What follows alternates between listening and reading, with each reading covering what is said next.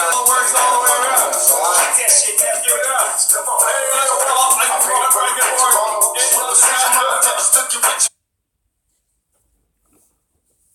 Hey, you. Welcome back to the channel. And it's Easter Sunday. I hope you guys are having a great Easter Sunday. I decided to get a video in right quick before I sit down to a nice dinner. Just been relaxing all day. I'm a simple man. Like one of Tupac's verses where he says, I'm a simple man. I forget what song that was. Some of you probably all know it. If you know it, leave it in the comment section. But you can also see Mr. Andrew Yang is a Tupac fan as well. And he's demonstrating what a futuristic president looks like. He's actually a hologram. As many of you probably have already seen this clip. He's actually a hologram standing next to a hologram of Tupac, the rap performer. And he's, doing this show, this exhibit. And this technology looks amazing. If you look at the hologram version of Andrew Yang, you can't even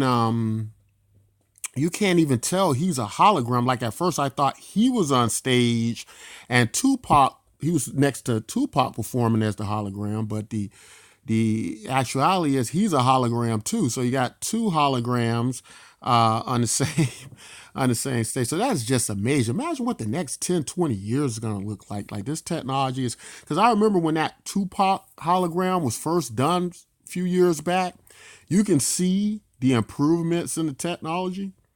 Right, you can see that Andrew Yang's hologram looks a great deal more detailed and less like a hologram.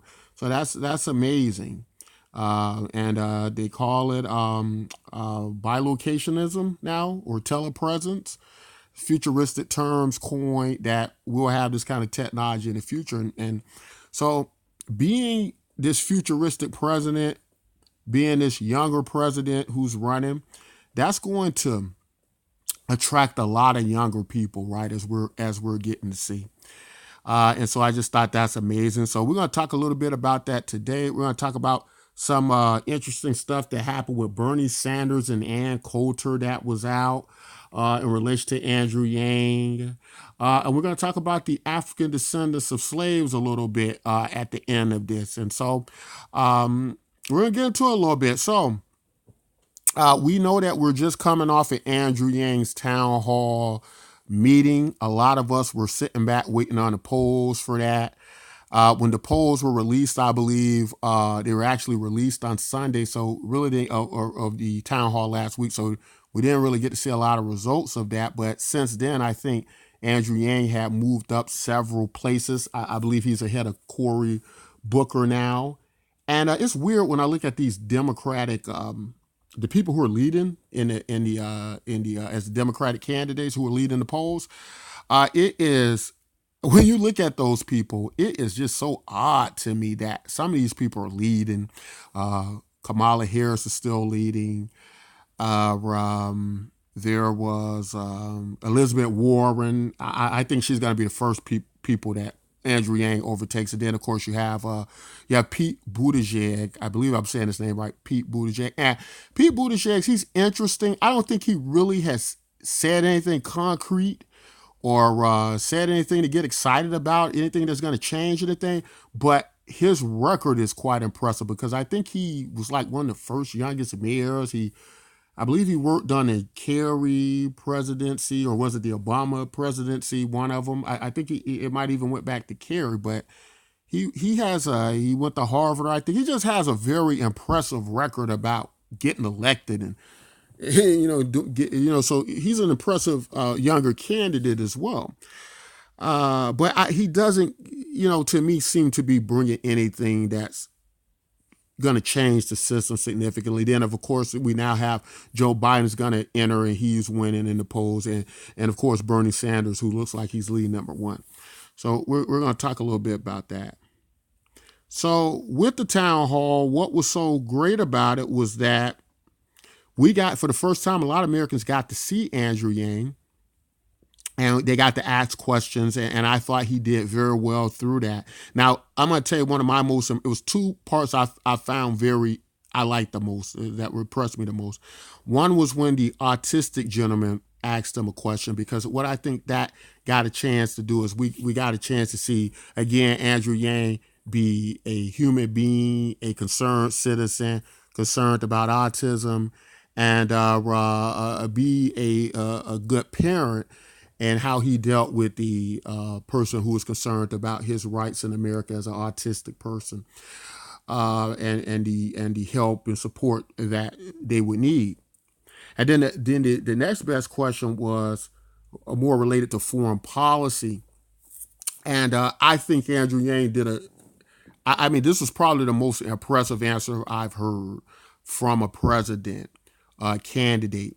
A lot of times, what happens when you're dealing with foreign policy, first thing that the president wants to do is he wants to assert a position like he's going to do all these things and make all these changes, and be the force to stop any kind of foreign debacles we may get ourselves in, and a variety of things. But generally, what happened when diplomacy breaks down, which is going to be the more severe situations, we usually start off with some type of sanctions and a variety of things and diplomacy to get people to the table, and you get a lot of stall tactics, right? And what it basically is going to come down to, in the most severe case, in the cases we're more concerned about the most, is if we got to go to war, right? So in a very fine way, Andrew Yang wrapped this all up, and I hope this answers all the foreign policy questions that people are so concerned about. But really, I think Andrew Yang just did it the best way, the simplest way, that how every candidate could do it. And what did he say? I will give the power to declare war back to Congress, because when you declare war, this is something you need full support of. And who better to have handled that than the Congress of the United States, showing the full representation of the people behind your decision. And Andrew Yang did that. Makes perfect sense.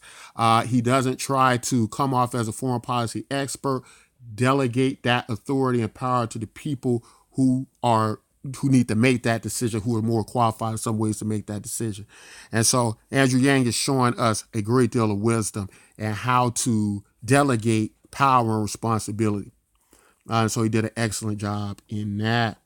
So let's talk about Bernie Sanders a little bit, and this Ann Coulter thing that's been going around. And it has something to do with Ann Coulter saying that she would vote for Bernie Sanders had he went back to his original position in 2007, dealing with the immigration issues, right, with Senator Grassley. Now, we know Senator Grassley is very conservative, a senator who was involved in the Brett Kavanaugh Supreme Court hearings, right? He was the one who was very vocal and very forceful. But many of us know him from that. Apparently, him and Bernie Sanders back in 2007 tried to pass this immigration lockdown, right? To tighten up on immigration, not letting immigrants in, and a variety of things like that. So Ann Coulter wants, if Bernie went back to that, he would have his full support, as that was on his record at that particular time. Now, we know that with Andrew Yang, he's made it quite clear that he will not let immigration be a scapegoat for people to say that's the problems in America. So a lot of times people switch to, okay, well, he's going to do this $1,000 a month thing. He needs to shut down that border. Well, the thing is, the problem is illegal immigration, not immigration. And what Andrew Yang has proposed was to make the bureaucracy of immigration better for people trying to get legal citizenship, but to also tighten that southern border from illegal immigration. So I don't see any kind of compromise here with Andrew Yang as far as him dealing with immigration in an effective way, with the border being strengthened, the southern border being strengthened, but at the same time making a way so we can get quality immigrants through who are going to contribute to this country in a variety of ways. A lot of intelligent people immigrate to the United States that make America greater as well. So Andrew Yang wants to make it clear that automation of jobs has been the problem, not the old time scapegoat of somebody's coming over here take your job or take your benefits, and that's the problem. And so I thought he clarified that well, and I think that's a great position to be in. Um, and so Bernie would have to switch his position for Ann Coulter to vote for him. I don't think Bernie's going to do that. I do still hate that that's on his record, but Andrew Yang's stance on immigration is firm in that, and I agree with that. I think it's a great approach to immigration and not demonizing it, trying to make it a scapegoat for other economic problems that exist in the country, things like Amazon not paying taxes and the need to implement this VAT tax that most other nations have that we haven't used yet, so we can get people help this this heavy debt that we carry simply by paying your taxes, right? That's one step to solving the deficit issue. Pay your taxes, right? If you're patriotic and if you're an American citizen, just because you have a means to skate around paying taxes doesn't mean you should do it. You should be patriotic. And a company like Amazon should say something to the effect of, you know what, it is good to be in a country where we've had the opportunity to create a business through the spirit of entrepreneurship. And the last thing we want to do is try to skate around that in some way, even though we can. We want to pay our taxes, right? And we want to find a way to do that, to help this country get out of this deficit. We make a lot of money, right? And I think that's only fair. So let's move on to the last part of what I want to say in this particular video about Andrew Yang, and that is the African descendants of slaves. This is kind of a movement amongst African American people, I myself being one of them, who fully support the African Descendants of Slaves Initiative. I fully support it, 2,000%. I just want to go on record as saying that. And what I want to say to people who watch the videos and people who come in the comment section, and some of these people mean well. They really mean well, and they bring a message to the idea of how much Andrew Yang's policy will help the African Americans in the United States. But in addition to that, or the negative aspect of that is, then we get comments where people come in, and what they do is they basically try to sweep this under the rug, right? So let me pause the video for a second because I got to check on something, and I'll be right back. You won't even notice I'm gone. Okay, didn't even notice I was gone. It would appear I have the agility of a jaguar and the speed of a mongoose. So what I was saying, guys, is there are people that come into the room in the comment section, and we have the people who mean well and think this is a solution for the African American population in America, specifically directed to reparations, and which has been a big push, throughout this election. But then you have people that come in, I noticed in the comment section, and they very quickly oversimplify it, right? And I don't know if they're coming from a gut place. Some of them, I think, might just want to go ahead and hurry up and push this under a rug. So let's talk about why we should be, when addressing this issue, why people should be sensitive to this issue and really take a big look at it before they give a quick answer on it, or try to put together a quick solution for something that is so complex and that has been such a wound on this country's history that it needs to be carefully addressed. So let's try to do it with an analogy first. Imagine there is an incident of great property damage to my property, and you have driven a car into it or something like that. And we get into a conversation about how I'm to be compensated for this property. And what you do is you say something to the effect of, well, you know what? It's really bringing this country down, all these lawsuits, right? And we should be able to come together, move forward, work something out without having courts involved and these many lawsuits and all of this and all of that. And so we're able to come to an agreement on that. and I tell you that okay, I'm going to drop everything and we're going to just move forward. And the benefit to all of this is going to be that the country is made greater in the process, because now instead of people wanting to sue everybody for everything, we've decided to kind of give this forgiveness clause and we kind of move forward and everything is fine. Okay. Now, what is the problem with that? Right? You might say, well, that sounds good, in certain ways. And sometimes that might be the way forward. But I guess the problem in that would be that nobody corrected the issue of the property damage. My property's still destroyed. It wasn't repaired. It wasn't replaced. The people just pretty much want to move forward and let bygones be bygones, right? And that's the expectation.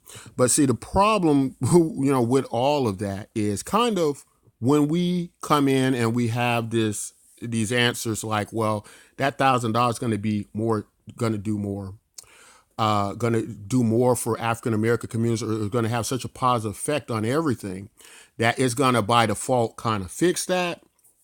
The problem with that is that it doesn't address the specific problem of my property damage. It's very similar to the analogy I gave her. Then you're going, well, because of the reduction of lawsuits and that we don't sue each other anymore, that the country is going to move forward better economically for everybody and so on and so forth. But the reality of it is that wrong was not corrected, right? That wrong was not specifically addressed. That wrong was not specifically corrected. And because of that, groups like the African American descendants of slaves and some of the black voters aren't going to want to get on board to Andrew Yang's campaign, because if they accept Andrew Yang's idea, and specifically what Andrew Yang said was something like this. He didn't say that reparations wasn't part of his agenda or that he wouldn't do anything about it. What Andrew Yang basically said was that part of the issue is, there's a lot going on with this universal basic income, to the immense amount of money that a lot of people are still debating how it's going to be paid for and the overall good it's going to do. So with Andrew Yang, my thought process is he's thinking that would be the weight that just tips the whole campaign over. Now, I could reason it another way. I could say, well, he's already spending so much money. Throwing on another trillion, throwing on another $500 billion is not going to make that much of a difference, right? With everything that's out there already. So that it could be reasoned that way as well. But for whatever reason, this is the approach Andrew Yang wants to take with this. Now, what is a problem is that I believe Andrew Yang is going to be up against a lot. And he's going to need all the support he can get. And I think he's going to need the African American vote quite a bit. And to have that vote divided or uncertain, and people making promises of reparations that they probably will or won't deliver, then that means Andrew's going to lose some of those African American voters. And what I have to say to the African American voters, the African American descendants of slaves, these groups that I support, is that I had been saying years ago that if you didn't feel you were represented in this government, that it was your right to go out to create, if you got to form your own party, whatever you got to do. And so I pushed that several presidents ago, right? So now I can't go back and say they shouldn't be doing that, right? And I agree with what they're doing. I agree with the concept of, if you continually kick the can down the road, then people are just going to look for you to do that, and they're not going to take your demands seriously. They're not going to take your vote serious.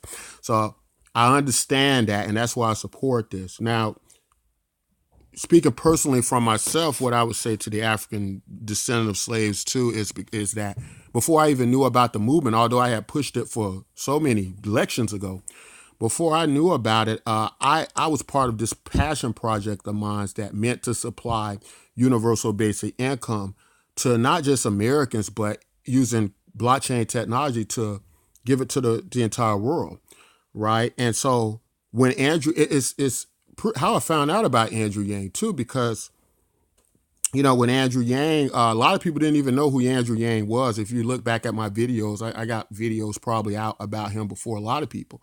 And that's because of my passion project.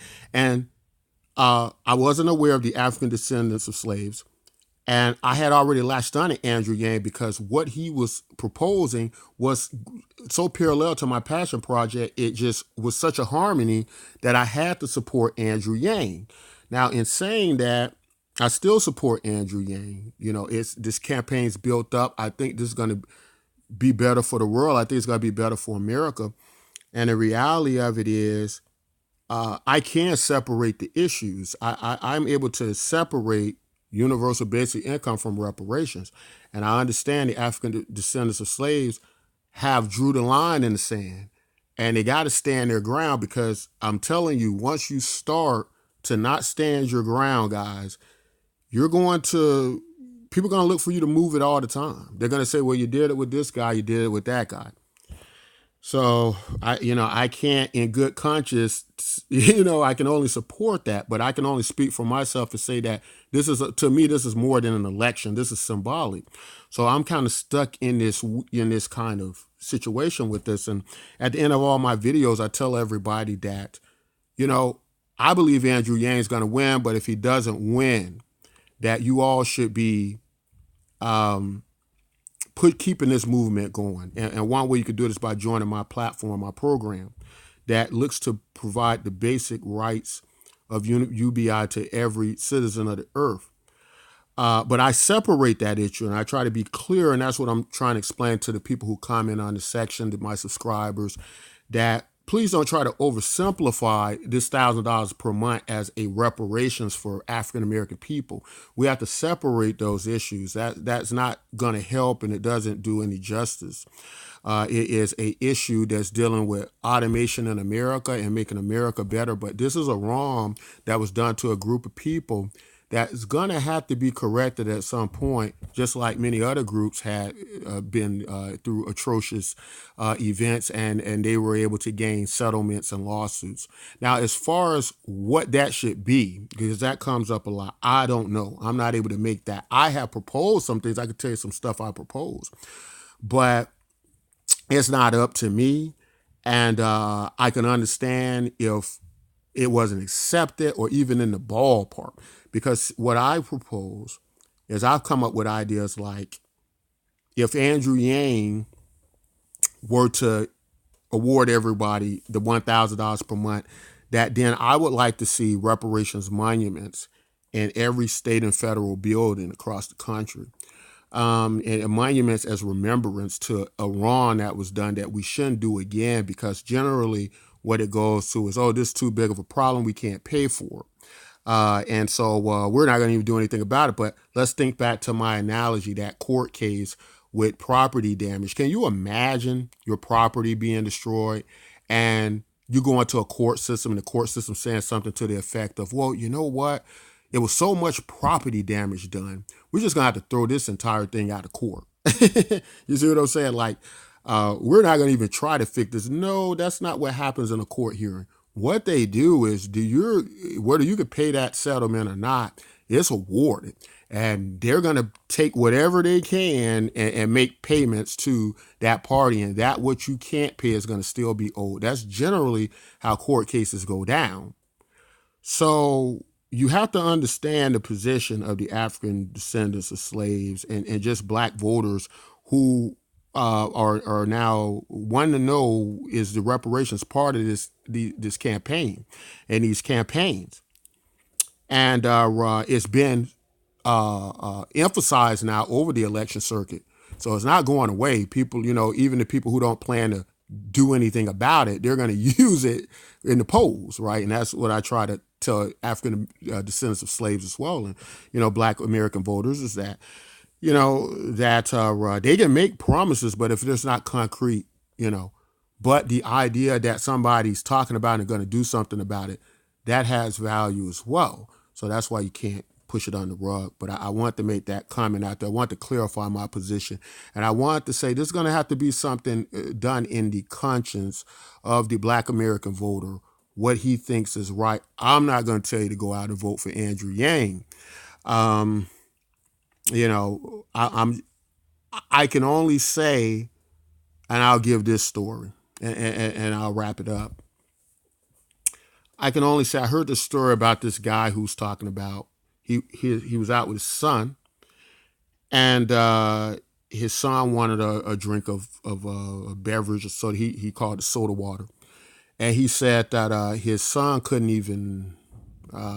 he couldn't even afford to buy his son a bottle of soda water when they were out. And so what I want to say to that is that with something like UBI, the father not being able to buy his son an unhealthy beverage, that that wasn't even so much the problem. The problem was what was his what how did he value himself after that, right? With just the idea of not being able to do that, right? So it was less about maybe him just buying him a soda, being able to buy him a soda in public, or something to that effect. It was his value system of, look at me, I can't even afford to buy my son a soda. So if he had universal basic income, he would be able to afford to buy his kid a drink, right? But it'll be more than that. Psychologically, his value system of and his reflection back on himself would be a positive one, right? And with a positive attitude, his psychologically it would make him value himself a great deal higher, and it will make him want to perhaps do greater things, right? And so that's kind of how I look at it, right? That an extra $1,000 per month in the African American people's pockets, right? Especially that are living in poverty or below the poverty line, a variety of things. Would as many have said in the comment section that I've spoken with, it's not about $1,000 per month. It's about the fact that the country cared enough for its citizens to make sure they were okay. And it's the value system, and it's what that positive reinforcement does mentally to you as you go forward in life. Parallel, contrast that to if you didn't have it and you're this father who can't buy his kid a drink of soda water, he can't do anything about it. He may slip into a deep depression, and there's not a whole great deal he can do about that, right? At that point in time.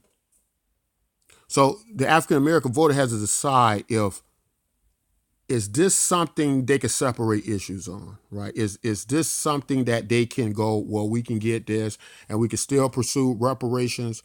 Or do you take my old advice and go, there's no more kicking the can down the road? If we walk away with nothing, we've made our stand and we're proud of that and we're going to do that? Or do you go, well, maybe the greater good is to go this way? You have to decide that. I can't tell the African American voter to do that, but I can tell all the Andrew Yang supporters that African American vote is going to be very important, I think, in this election, right? And Andrew Yang really needs that vote, so I hope he gets it. But it's just some strange people leading the polls right now. We got Buttigieg, and I talked about him. Some people like him. I don't think he's a bad fellow, but I don't see him as our president.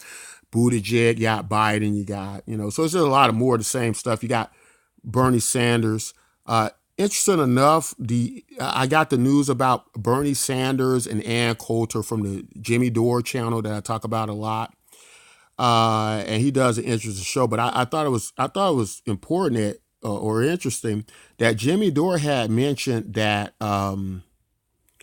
after he talked about Bernie Sanders and Ann Coulter, I could tell he wasn't very happy about it, because anytime somebody like Ann Coulter says she'll vote for a liberal Democrat, people get nervous because she's not supposed to say that, right? And so it was because of his work with Senator Grassley on that immigration bill, right? And so that, I think that turned Jimmy Dore off, but also it was interesting that Jimmy Dore he gave some stats I wasn't even aware of. And I just thought this was interesting to throw in here real quick. He said that in California, it takes $70,000 to imprison somebody.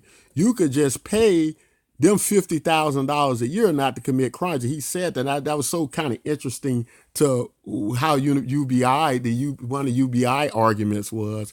And it's sadly, oddly true, but it is true that economics will reduce, I believe, crime rates, either directly or indirectly. And I just think that's we're going to see that as a factual thing going forward. But imagine that $70,000, for all the money that people talk about saving in universal basic income, and these people out committing crimes. $70,000 per inmate. That is just insane, guys. Just think about that. It's like sending somebody to college, sending them to college every year. Insane. But that's all I want to say on this, guys. Let me know your thoughts on this in the comments section. And as always, and my quick spiel again, you guys know I'm doing my own UBI program for the world. Blockchain technology, the link will be in the description. We feel this is a right for every citizen of the world. Join this, especially if you're not in America, but you support Andrew Yang, you're watching the videos, like many of you guys are rooting for us, and we very much appreciate that. You can actively at least participate in our program. Although you're not an American citizen, you can't participate in our elections. But hey, you can kind of through proxy do it that way, I guess. But that's all I want to say in this video, guys. If you like content like this, don't forget to like, subscribe, and until next time, take care.